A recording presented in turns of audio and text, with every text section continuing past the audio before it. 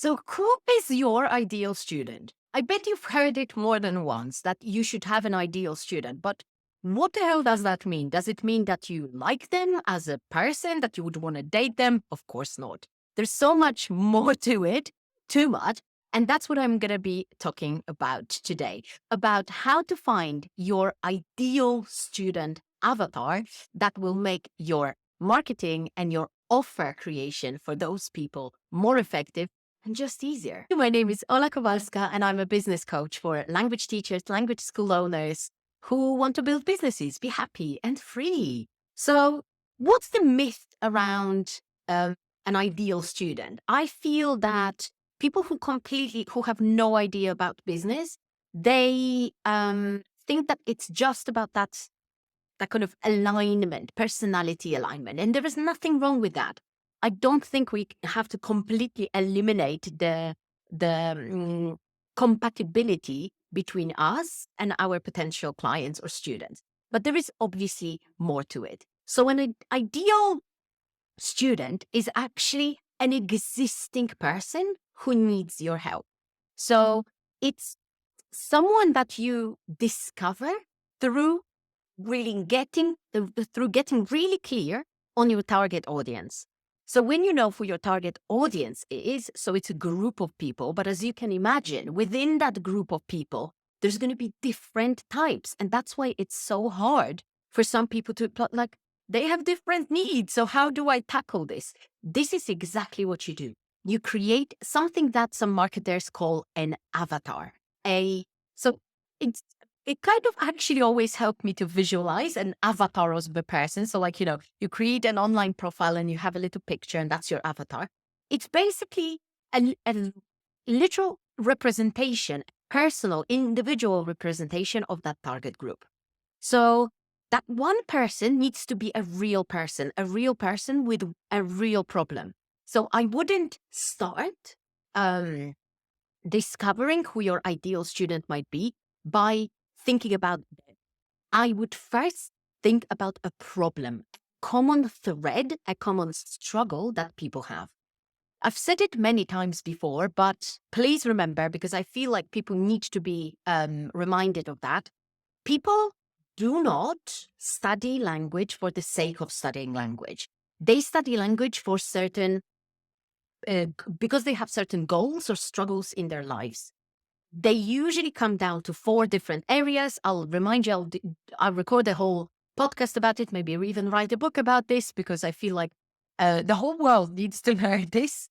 So people cannot be just labeled as learners. That is the consequence of that.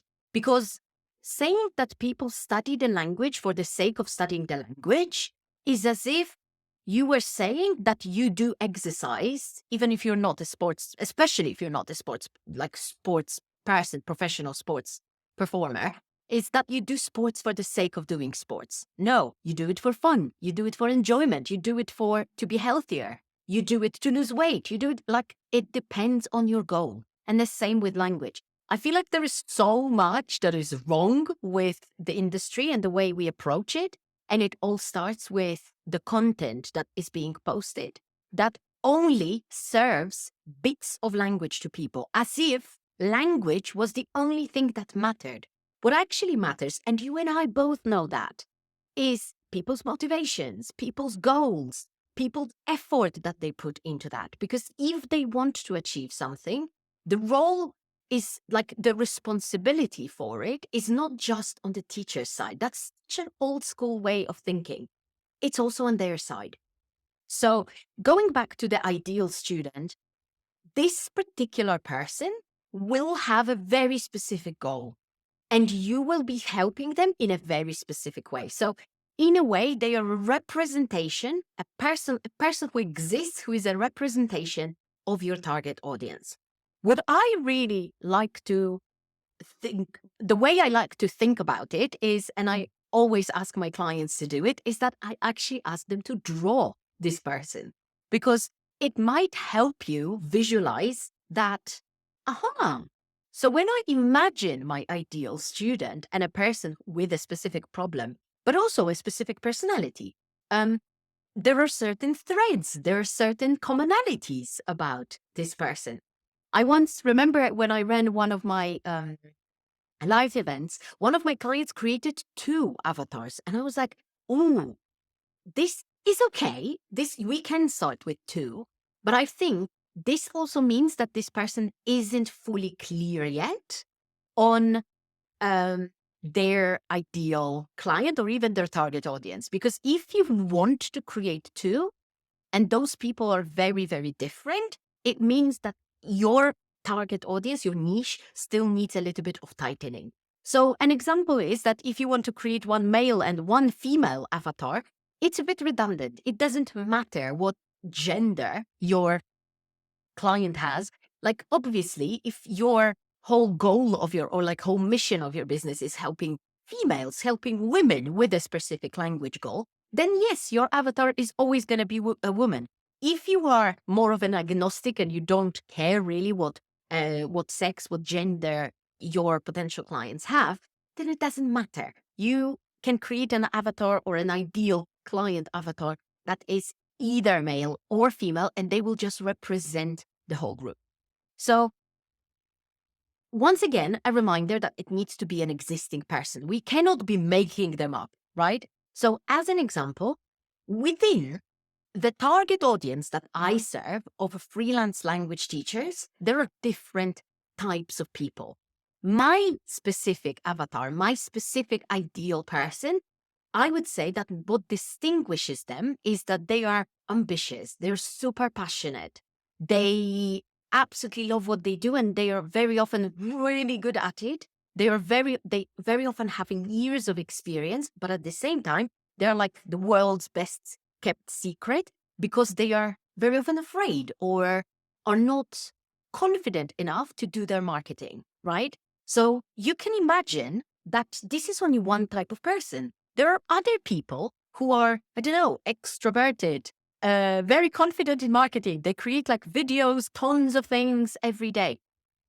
They are less of my ideal client because my messaging, my marketing, and my offers will serve this person better. So that's the way we think about it. It needs to be an existing person, and it doesn't matter that there are other types of people within that same target audience. This, when we actually finally realize who our ideal client is and where they currently are in their journey, that we're going to help them kind of start on so that they achieve their goal, that is what helps us move any further. That is what helps us create more effective marketing that will speak to them. So for example, again, going back to my ideal avatar, my messages, my marketing will not talk about things like, I know that creating Instagram content is not a problem for you.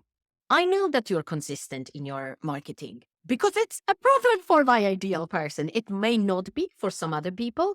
Or, for example, I may have an ideal person who is a native speaker, let's say, of a language.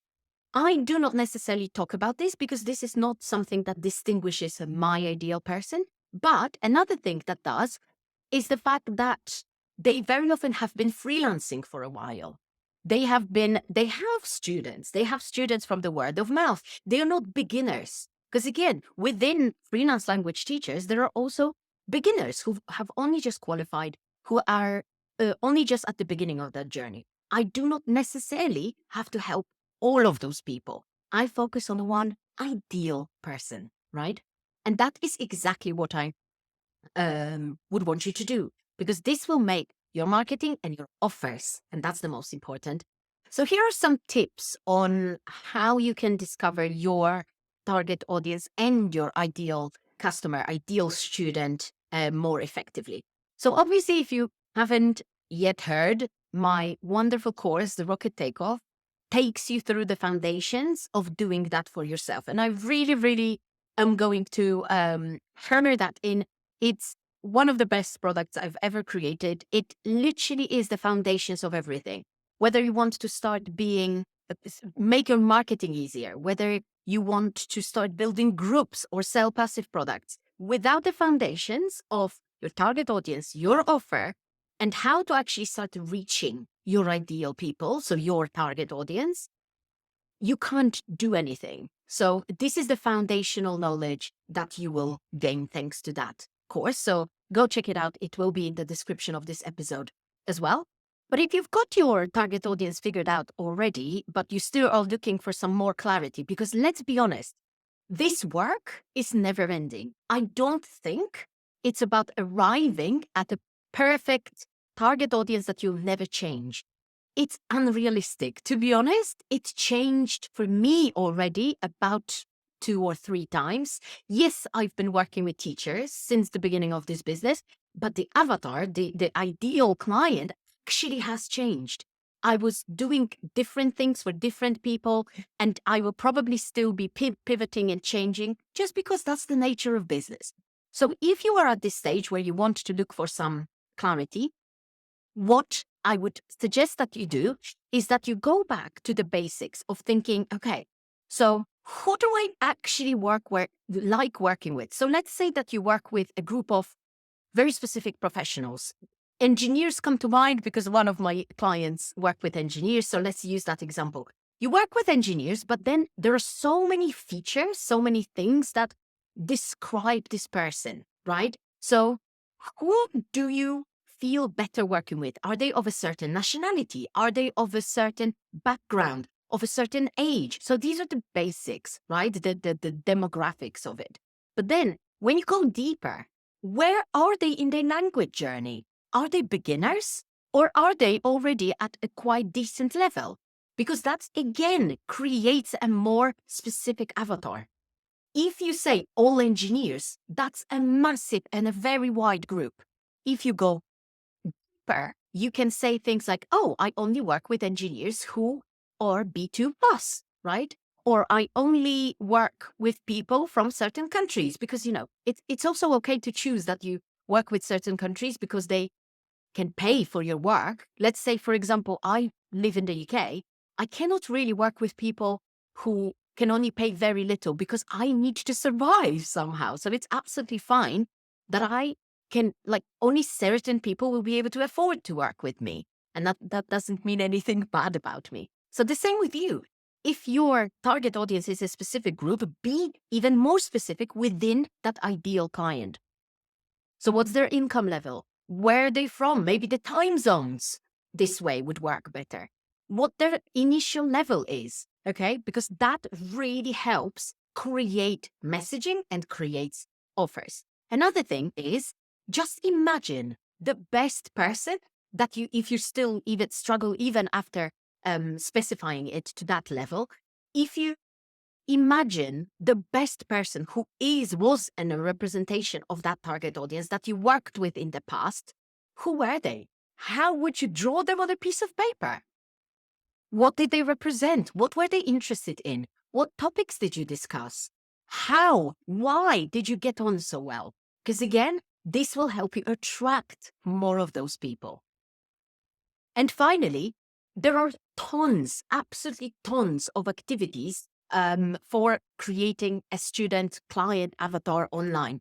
Just go and search for something. And there are so many tools that are actually useful. So yes, you can do one of my activities that I've got inside the Rocket Takeoff. But if that doesn't work, or if you want to do this exercise again, absolutely go search for it. An ideal client avatar exercise might be useful in making it even clearer on who your ideal student might be. So remember, the bottom line here is that we're looking for threads, features, point in a journey in language about this person that makes them very specific, as well as personality. So when I say ideal, you're probably naturally thinking ideal as in a person that I really like. And that's also okay. That's important. That's relevant because we don't want to work with people that we don't like, right? But try and marry the two. And that is the combination made in heaven. It will make your life so much easier, your marketing so much more effective and clear, and your offers so much more relevant to those people. Because if it is not clear, all we do is talk to people as if they were just learners. People are not just learners. Remember, people are people who just need the language as a tool to achieve something. Okay. So I wish you all the best with all of that. If you're watching this on YouTube, please comment and let me know how your ideal student, ideal client exercise went. If you're now clearer or are getting clearer on who your ideal student is, I would love to find out.